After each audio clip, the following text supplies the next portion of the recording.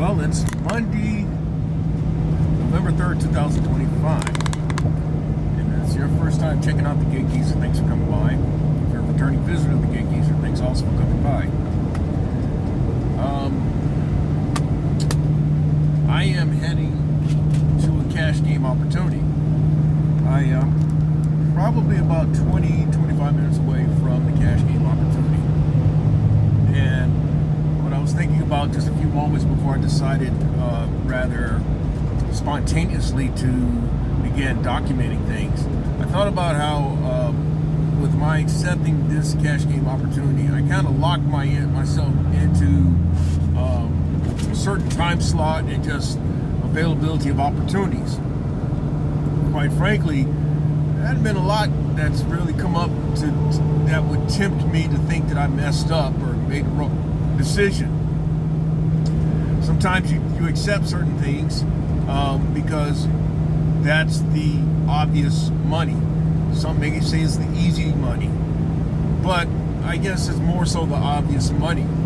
It's a kind to the old saying about one in the hand is better than two in the bush. And when you're operating your business operations, sometimes you make decisions based on that premise. I did look into some overnight opportunities from yesterday. One of them, I recall, was grabbed early or much earlier than anticipated. And then another one, I kind of watched it disappear, or I watched it being grabbed right around the time that I would actually try to pull it myself. But my thinking was,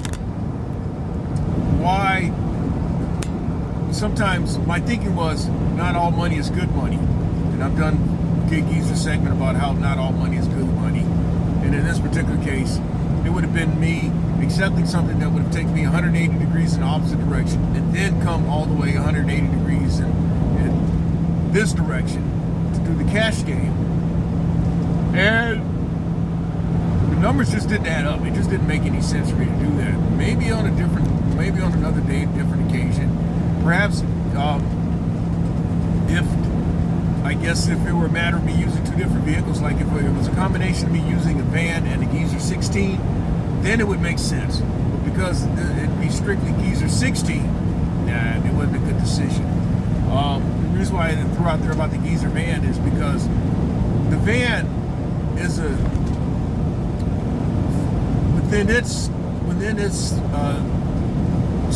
within its realm of my business operation. The van is very versatile, and one of the reasons why it makes it very versatile is because I can cover a lot of distance for less gas.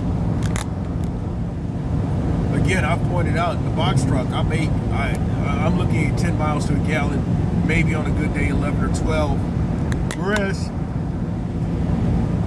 whereas with the van, I'm looking at right about 20 miles to a gallon most times. So that's twice as better gas mileage. The van has a 25-gallon tank capacity. The Geezer 16 has a 32-gallon tank capacity. And what I did not divulge in a recent segment of the Gig Geezer, in fact, this segment of the Gig Geezer, was about how much I may spend when I fill the tank, because sometimes I can't distinguish the numbers.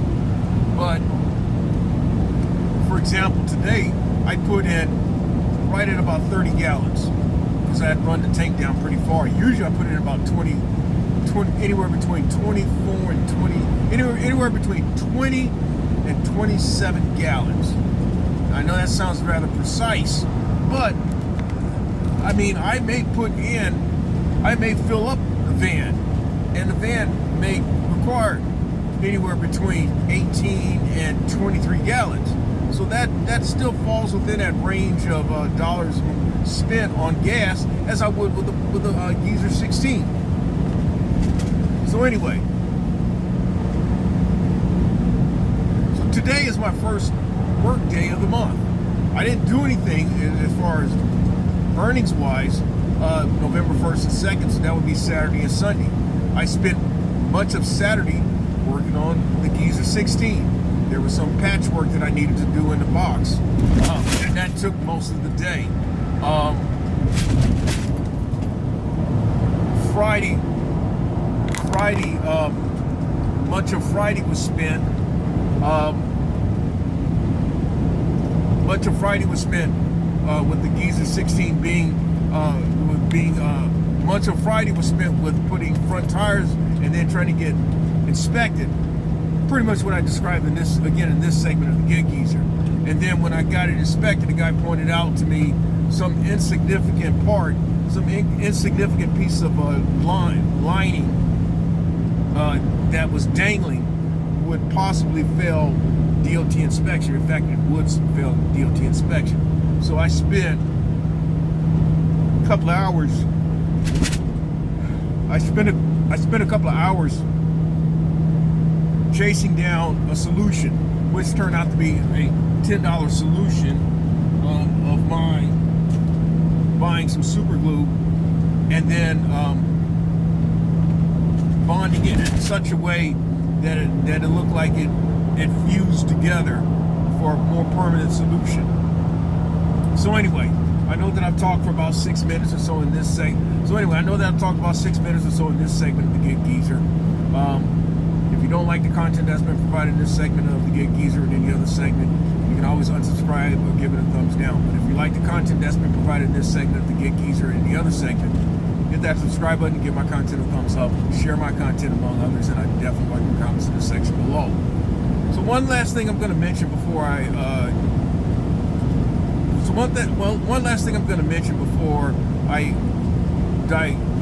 segue into the cash game opportunity, which would be where I'll be heading, which is where I will be in about 15-20 minutes now, is that I've noticed how my channel has very few views.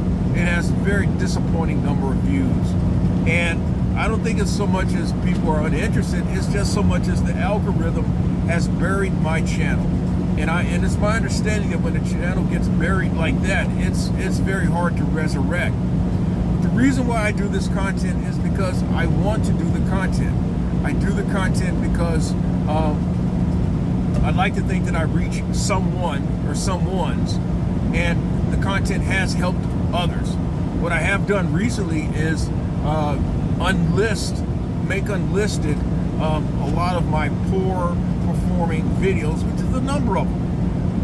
Videos in which that they have garnered less than 500 views. In fact, this video here barely has 100, and it's been out for almost 2 days, for more than a day now. This one before has less than 200 views. Now I've got supposedly almost 17,000 subscribers. You would think that this channel would be doing a hell of a lot better, but that is the algorithm. What caused the algorithm to turn on me? I have said in defiance that a lot of it could be the fact that I've not been so willing to give the answers to the test. In other words, I don't divulge everything that I do. I don't divulge the apps. I don't divulge things that I know that are going to come back and haunt me, in the sense that when you give too much visibility to things, then what you're doing is opening the door for others to come in behind you and take the same business from you. Some accuse me then of being a gatekeeper, and I'm not ashamed. I am not ashamed. I am unabashed with saying that I am a gatekeeper for that very reason. And one of the analogies that I've used is the fact that, hey, the guy that I've spoken of, Cleo Hicks, for all that I know about bowling, Cleo Hicks never shared everything that he knew with me. And I spent a lot of time around Cleo Hicks. I'm talking about over the course of a couple of years, almost on a daily basis, I spent time around Cleo Hicks. And even then, I still didn't learn everything from him. But I learned a good bit, and I've learned how to make application of what I learned from him over 40 years ago in my iterations of bowling, over the decades, whatever that's worth. So the other thing that I will say with all that is, you see, the very things that you learn those are the things that nobody can take from you. So it's something about when you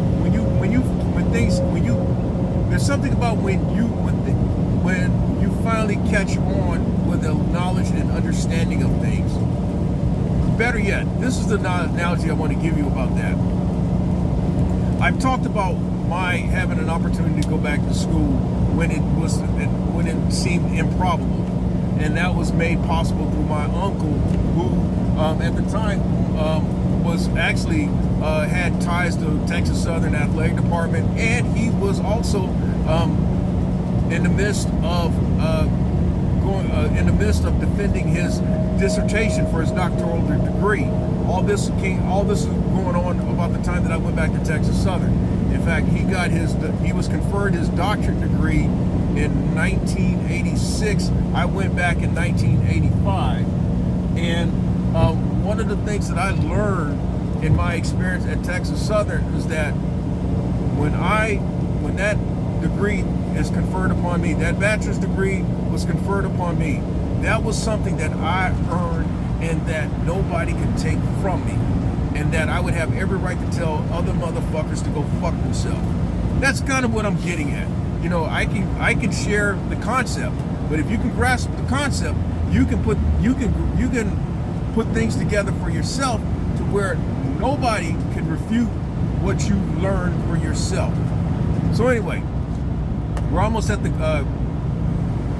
cash game location, and so I will share some content from there, and that will probably be this segment of the Gig Geezer for today. All right, it's almost exactly 24 hours later. Maybe it's a little more than 24 hours later, in which I'm resuming the conversation for this segment of the Gig Geezer. And the reason being is that I had every intention to complete documenting this cash game opportunity yesterday, but when I got back in town, it was too late for me to empty the truck, and since it's another day and all, I still had to make money, and so I kind of I had one local delivery opportunity set up first thing this morning, and that was work out of the Geezer van. And so what I did after that was try to put together some more money based on opportunities that might be available in the van. And so altogether, I pieced together 3 more delivery opportunities. So I had 4 delivery opportunities today. I knew that I would be back in the Columbia area about this time of day. And so what I'm working on now is emptying the truck. Now, with a lot of the cash game opportunities that I do, I empty the truck by going to a county landfill. I utilize 1 or 2 county landfills, but one more so than the other because it's more cost effective, and it's just more cost effective. But what I decided to do was show you a quick clip of what actually was loaded onto the truck yesterday. This is more of a light load compared to some other loads. I can show you pictures of I've shown some pictures of some other gig delivery I've shown some other footage of other cash game opportunities. In fact, this is a thumbnail of one that was very much involved. This one was involved involved to the extent that I had to set things up to load into the box, and I've learned to do that over time and experience. In some cases, I do like the Ramrican, and I'll break down stuff. I'll break down stuff to save space, and then in other situations, I'm thinking how I can best position stuff inside the box and be able to take things out without stumbling over myself, or just being a little more efficient with how am I going to remove things. So one last thing I want to touch upon, at least with this Gig Geezer segment. I mentioned yesterday about the algorithm and how I felt that one thing that's hurt this channel, particularly since October 2023, I mentioned about my not giving answers to the test. It could also be that my thumbnails are not appealing. It could be that my keywords are not grab people's attention. It could be a lot of things. It could just be multiple things, all the above. That's the reason why my channel just does not attract the views as it once did, at least for about a 4 to 5 month stretch back in 2023. That was when this channel was really one of the hottest in the delivery and transport space.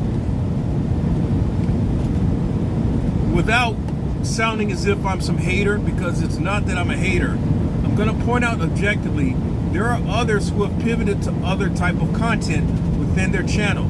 They've pivoted and leveraged their following, their subscribers, to introduce other content. I've done that here and there, introducing other content within on this specific channel. But I've chosen to stick with the delivery and transport stuff because I just sincerely believe that what I'm trying to do is not only document my experience, but also share some things that I've learned along the way that can help you stay in business or get started or what have you. For that reason, I'm not motivated by whatever money that this channel generates, because this channel generates percentage-wise less than 2% of the revenue that I've earned this year. Last year, it generated maybe 2% of what I generated last year in revenue. So basically, YouTube over the last 2 calendar years have accounted for less than 2% of my total revenue. 2023 was the year in which I made appreciable amount of money. And again, I admit that my goal initially when I began introducing content in the delivery and transport space, starting with the Geezer van, my goal was to possibly generate enough revenue on YouTube that it might subsidize paying for the van note and for my commercial insurance. Well, it's done neither. I paid my van note one time with YouTube money. That was back in 2023. So the money that I generate, the money that I earn, the revenue that I earn in my delivery and transport business is by me getting my old ass out here every day, or getting my old ass out here each day that I'm out here. So I just want to put that out there again. I'm probably about 15 minutes away from my first drop off with getting rid of some stuff in the back, and then I've got another place to drop off some stuff, and then I'll be empty for additional opportunities, more than likely for tomorrow or later in the week. So that's all to share for this segment of the Gig Geezer. If you happen to like the content that's been provided in this segment, hit that subscribe button, give my content a thumbs up, share my content among others, and I definitely welcome your comments in the section below. If you don't like the content that's been provided in this segment or in any other segment, you can always unsubscribe or give it a thumbs down. I'm Inwood Lane. May your hustle, may your grind, and may your business continue.